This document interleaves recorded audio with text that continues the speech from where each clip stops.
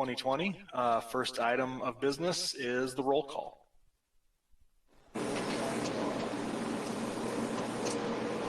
And I do show that all committee members are present with the exception of Jessica Jackson. We also have Village Administrator Nick Owen, Chief of Police Doug Virk, and Tracy.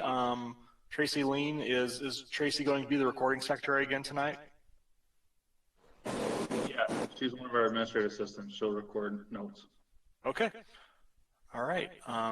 So with that, we'll move on to item number 2, which is consider the June 15th, 2020 Public Safety Committee minutes. Has everybody had a chance to review those in advance? Any questions or comments? I would move to approve as presented. There's a motion to approve. Is there a second? I'll second it. All right, we have a motion and a second. All those in favor of approving the minutes of the previous meeting, please say aye. Aye. Any opposed? All right, motion carries. The next item is public comments. However, I do not see any members of the public present in tonight's meeting. So we will skip over that section to section number 4, the police chief report. Chief Virk, floor is yours. Good evening, everybody. So I just have a couple topics to go over here. I wanted to update you guys on our school resource officer. With everything going on in the country and even locally, some agencies getting rid of their school resource officer. I've had a couple meetings with the school district about our school resource officer, and we're going to move forward with it. It will be a resource to the community and to the school, even virtually. Officer Rosemeyer is setting up virtual office hours so the staff and students can reach out to him while they're at home virtually. He's creating a lot of videos and things for staff, students, and parents. And then they're also going to work on with reduced people in the building. They're going to do some safety assessments and security assessments of the buildings to make sure everything's set up. In the meantime, when he's not interacting with students and staff, he's been going to a lot of trainings, so things on bias, school safety, diversity, and mental health. He also sits on the school safety committee and the mental health committee through the school, so he's become a pretty tight partner with the school already, even before school starts. That was a really nice bill in the paper, Doug, about the SRO. Yeah, I was happy that they did that. That was actually a student that wrote that. She's an intern with the paper. And the fact that they reached out and wanted to know, with everything going on, how we were approaching the school resource officer position. And so I responded. She thought it was a pretty lengthy response and very thorough response is what she responded with. But it was several pages that I sent to her with all the things that he's working on and what he can do. So I'm glad it went as well as it did.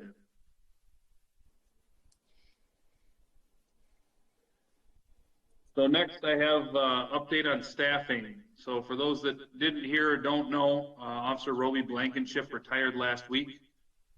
He spent 23 years here at Mount Horeb PD, and he had 31 total years in law enforcement. So that was a drastic change for us. We're going to lose a lot of experience and time on and knowledge with him, but we're up for the challenge for filling that as well. All officers currently are off field training and doing well, so all our new hires from this year so far have finished all their field training, so they're out on their own. We had the sergeant's process that completed between last meeting and this meeting. And on that, we had one sergeant that was promoted, and we did not fill that second sergeant spot. The officer it was offered to was reluctant to switch to third shift, so he didn't take it. And the other two candidates didn't meet the requirements. So my plan is in the next year and a half is to look to send staff to training, develop current staff, and promote a second sergeant in 2022. That way we have more officers that have more time on, instead of trying to fill a sergeant from the outside and bringing somebody in who doesn't know the agency. We can keep the culture in-house, spend some time developing, and then promote that second sergeant in 2022 is my plan. With Officer Blankenship retiring, we are currently filling that spot. So we are in the background process right now. We have an individual on our eligibility list. Our hope is that that person will complete the background phase, go through the psych and medical screenings, and start September 14th. So we got almost a month there before we get somebody else into the field training. And that's all on staffing. So that's where we are up to date currently. And the last part is the Stewart Lake Park. So this was brought up to me, and we've had discussions up to this point with community members, but we've had a lot of increased alcohol calls and some drug calls out at the park, which is outside of the Mount Horeb jurisdiction. So our police department doesn't have jurisdiction there. But there seems to be increased traffic, whether that's due to COVID and no students in school and all that, or if it's just in general because of nicer weather. But there's a lot more traffic, a lot more people out there. So about a month ago, I met with a Dane County park ranger, as well as one of the people on the Friends of Stewart Lake Park board. And they asked for ideas on how to better stem some of those issues. And it was brought up about us possibly patrolling out there outside our jurisdiction. So there's discussions on that. And what I'm waiting for is to set up a meeting with Dane County, because we need an agreement or some sort of memo of understanding that allows us to go outside our jurisdiction and have police powers. I think it would be good for us. We're close. Generally speaking, if there's a big call out there, we're sent out first because we are so close. So we're just waiting to see where that goes. But I wanted to bring it up to the committee here and see what your thoughts are. If you have positives, negatives, where your thoughts are on us extending that out there and possibly patrolling out in that area from time to time. Will they pay us, Dane County, if we get a MOU? No, I don't think there'd be any shared revenue that I'd be aware of. So even if you do pick up people and issue tickets, we would get nothing? That would have to be discussed as far as the revenue generated from tickets and that, whether we get any shared revenue from that or not. That I don't know. Well, I think we should. I mean, we're doing all, if this works out, you're going to do all the work. Why should you not get paid for that? I wouldn't say all the work, and part of it would be more so just driving through, not so much getting out and patrolling and arresting people. It'd be more so as a deterrent. Us going by, seeing more regular squad cars out there would be a deterrent effect rather than going and arresting everybody. Well, but couldn't you charge them $500 or something? I mean, I don't know. Yeah, I could bring that up in the discussions when we get to that point. Like I said, we haven't met with the Dane County Sheriff's Office that would be required to allow that or approve that. So I could bring that up. Yeah, it never hurts to ask. I mean, the worst thing you can do is say no. Yep. Yeah, and I had actually reached out to Chief Virk about this last week because I had received similar reports of underage drinking and possible drug use out at Stewart Lake Park. From my little bit of experience in the field, I realized that if we're looking at trying to address a short-term concern, which is the kids doing the stuff out there now, as soon as we start having Mount Horeb PD out there, the kids are going to find somewhere else. So I think we need to look at this as a long-term solution, and I'm fully in favor of it, both in the short term and the long term.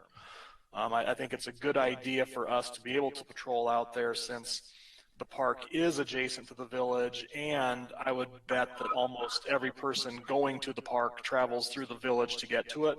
There's maybe a very small handful that are coming in from the backside, but I would estimate that most of the people that are using Stewart Lake Park are coming through the village. And if we can prevent someone from driving through the village, either impaired or injured after something happening out at the park, just by virtue of having a known presence out there, I think that's a win for us. Whether there's any reimbursement or not, I think this is something we should pursue.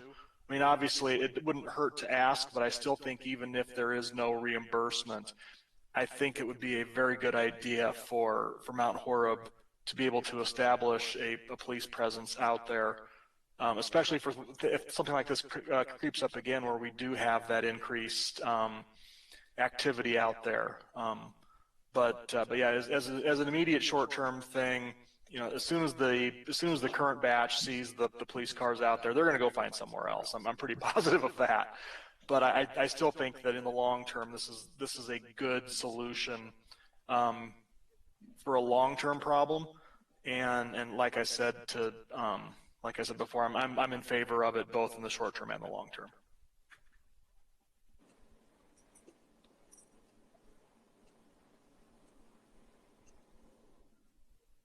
Well, logistically, it makes all the sense in the world.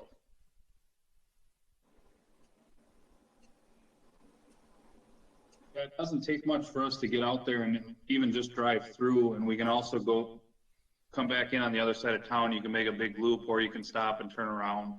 I don't see us parking our squads and getting out and walking through the park per se, but watching for parking issues right on the highway there. That's where we've heard of big fights in the parking lot there or across the lake and things, and just having that presence, I think, could deter people.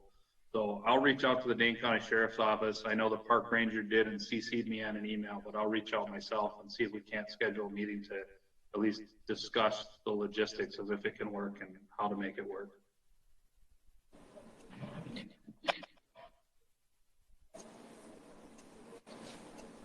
Do we have, this is a question regarding jurisdiction since you used that word. So if something happens in Mount Horeb, does Dane County have the right to come in to take care of it, or do we go first, or how does that work? I was talking about an incident that happened today. I think it was Dane County that was here. So Dane County does have concurrent jurisdiction, so they can come in and make arrests and do things like that. But if a citizen from Mount Horeb were to call for police services, they would be directed to Mount Horeb because we're the ones responding, investigating. However, if Dane County is investigating something that started out in the county, they can come into Mount Horeb and finish that investigation and do things without mutual aid and things like that, because the village of Mount Horeb is in Dane County, so it's still a Dane County jurisdiction. Okay, thank you.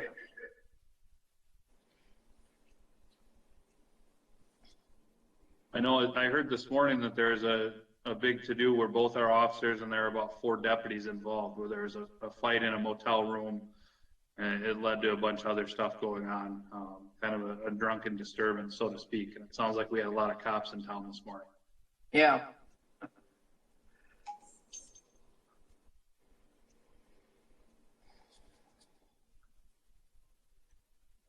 All right, Chief, is there anything else for your report then? Nope, that's all I had. All right. We'll move on to the next item on the agenda, the update on the pedestrian crosswalk signage and the options at Springdale and 8th Street. And I'll just turn it over to whoever might have this topic. All right, I can take that again. So I reached out and talked to Jeff Gorman back in June. Jeff, Nick, and I all traded emails, and we're talking about this, and what Jeff came up with through his contacts where it'd be about $6,000 per crosswalk where we wanted to put these flashing lights. So just that Springdale and 8th intersection would be about $24,000, put flashing lights there. Just for background to rehash where we're at with that, from what I'm told, we had one accident in that intersection which kind of started all this. It was a kind of a serious accident with a child. But going back 10 years, that's the only crash involving the crosswalks there at that intersection. Last meeting, we discussed the 15-mile-per-hour signs surrounding that intersection. They are there, but they're about 2 blocks out in each direction. They're quite a ways out, so I think they're very easily missed.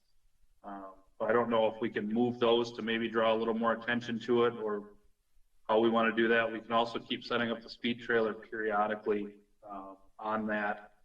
After the last meeting, I was asked about the speed data from the trailers, and that we didn't collect data there because the angle where those trailers sit pushes out too far, so the traffic that we're getting is usually about a mile away or so, And so it's 25 mile per hour. So the data would be skewed as it is. It wouldn't give us correct data for where the 15 mile an hour spot is. So I guess I wanted to put this on here to just kind of see where we were at instead of leaving it hanging. If we wanted to move forward with flashing lights, we'd have to look at budget, things like that.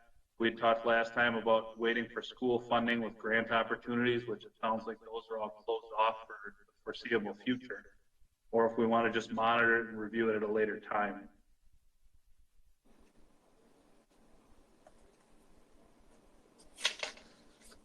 I think I'm in favor of seeing if there are some grants available for the project.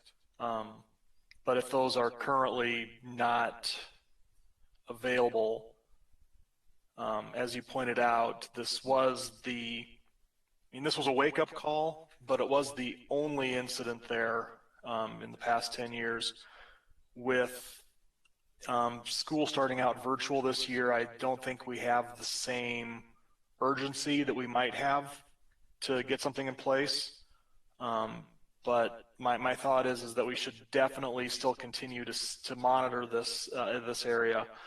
And also, I think if we do get to a point where that funding would be available again, that's maybe where we look at how much of this project could be covered by funding. Is this a grant that we would work with the school to get, or is this something we would put in as a municipality, or how does that work? Hey, Jason, this is Nick. It's been a few years since I really looked into this program, but if I remember right, it's a partnership between the village and school. Okay. Basically, we would come up with kind of a transportation plan where we're looking to improve the routes to school. And I think the grant is specifically to the municipality, but they definitely encourage working with the school district, and that looks better in your application. Okay. And I think that's a good approach to it too, is to continue to have Doug and the department monitor it. And if there's little things we can do, like you mentioned, moving signs closer, I think we're all for that. So Yeah, and I think if we do go to a point where school starts having in-person attendance again, that might be a good time maybe to deploy the speed trailer again in that area, just to give people another heads up that this isn't an area where you quick skirt through at 30 miles an hour to make the corner quickly. This is an area where you got to be careful. And I think just kind of keeping in mind if the school does go back, that's probably a good time, I would think, to put that back out again. It certainly can't hurt any. But yeah, this is something where I'm hoping we look back in 10 years and say that what happened last year was the worst thing that happened at that intersection versus something else happens. So I think we need to make sure we do keep this on our radar. But I think we don't have the same urgency right now that we would if this were a normal school year. Yeah, this is Doug again. That makes sense to me, and we'll monitor it. We'll see what the weather's like in November, if that's when they finally do go back. Otherwise, we'll definitely focus on it right away in the spring when the roads clear up. The other thing that I wanted to bring up is that if we do start looking into lights and things, we should probably establish some sort of criteria for when lights are to be used or purchased before we actually get into it, so that we're not just having to accept every light request that comes in or put one at every intersection or crosswalk. Doug, I was going to ask with the signs, the 15 mile an hour being moved, is that something that has to be approved by the state, or can Jeff Gorman just move them, or are there regulations on that? I'm not 100% sure on that. I know there's some right-of-way issues, a number of signs issues within so much distance, but I don't know if those signs specifically would cause that issue or not. So is that something we would ask Jeff, or? Yeah, I can reach out to Jeff. I'll send him an email tomorrow and ask him his thoughts on moving those closer. Because like one of them, it looks like was obscured by trees, and it is almost like two blocks back. I almost missed it the first time I drove through it after the last meeting. Doug or Nick, is that the tree that you talked about? Might be good to take down the one coming north on 78 before the roundabout. I think he's talking about a different tree, but I'll follow up with Doug. Doug and I can follow up with Jeff on that as well. Just Okay. to Yeah, this Any tree way that we I'm can talking clean about it up. is, the tree that I'm talking about is north of the intersection, about 2 blocks or so. The tree Nick was talking about is actually on Springdale, just around the corner before the crosswalk itself. Oh, okay. So this is thinking outside the box a little bit. Would there be any possibility of being able to do any sort of paint markings on the street itself to give any sort of indication, like of the speed limit, or pedestrian walk or pedestrian crossing, or even just the word slow down or something? I don't know if there'd be anything that we would or would not be able to do in that regard, but I think that might be a low cost item to do in the short term too. Yeah, we can put that on our list to look into. That's a good idea.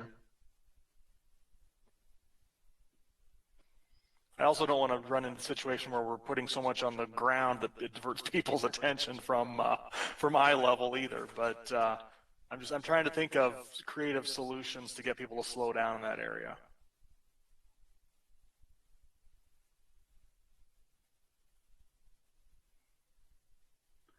Yeah, I'll take some of those.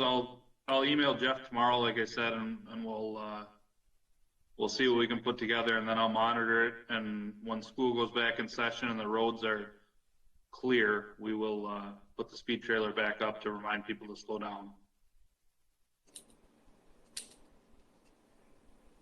All right, and yeah, like I said before, with that funding, once that funding would be available again, I think that's something that we should probably look at whether we want to do it at that time. And also, Chief, I think you do raise a good point, which is at what point do we begin to look at lights in an intersection? Because I know what's going to happen. It's already happened on some of the actions that we've taken, both with public safety and public works. That is, we approve some change, and then next meeting or 2 meetings later, another group wants a similar change in a different location. So I think it would be a good idea to try to establish some sort of criteria. But yeah, I think it makes sense that this is probably one of our busiest intersections in town, and it's also a direct path fairly close to the school. So I think from that standpoint, no matter what criteria we would establish, I think this one would meet it. But we probably should figure out a list of criteria. I don't know if that would include number of people using that intersection at the same time as school traffic, or what that would be, but I think some list of criteria would probably be a good idea. Maybe kind of carrying over into the next item, maybe this is something to talk about at a future agenda item, is to try to establish some guidelines for when we would consider enhanced traffic signals at intersections.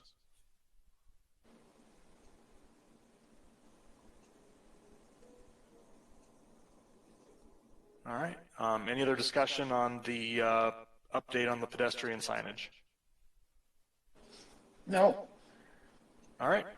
With that, we'll move on to the next item, future agenda items. Is anybody aware of any other agenda items to discuss in a future meeting?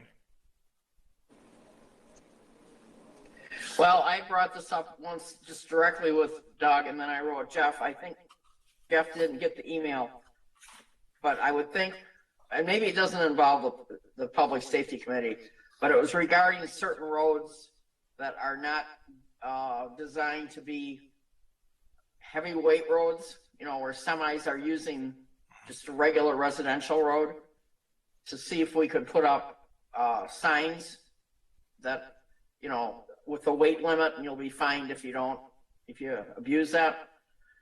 And at the time when I asked you, Doug, it was early on, and you weren't familiar with the ordinances, which I completely understand. So I didn't know if it was you or if it was Jeff or it was a combination. And so I had asked Jeff at the bottom of another email I sent him, which was probably a poor decision, one of many, but so he could have easily not read it. I mean, because I was writing something else. So going back to the start of this, is this something that we would be discussing, or is it directly with Jeff? from Public I would think Works? that'd be more a Public Works Committee issue when you're talking Okay. about street, weight limits. Okay, so that has to do with them and nothing to do legally. Right. Okay, thanks. Well, this is Doug here. Yeah, we would enforce that, and we actually have a couple officers who've worked with a local state trooper inspector that on how to judge if vehicles are overweight, and we've actually written a few tickets for it. And now, from what I'm being told, most heavy trucks are following the rules very well after because those tickets are per pound. So the one ticket we wrote was almost $4,000. Wow, good, and keep it up. In looking up the ordinance in that, trucks are allowed to go off the truck route if they have to make a delivery somewhere. And my biggest example would probably be a moving truck if they had to get into a residential zone, but they have to take the most direct route, and there's some things around that. But yeah, I think Jeff Gorman would know more signage and what the weight limits are, whereas we would be the enforcement end of that. Okay. Thank you.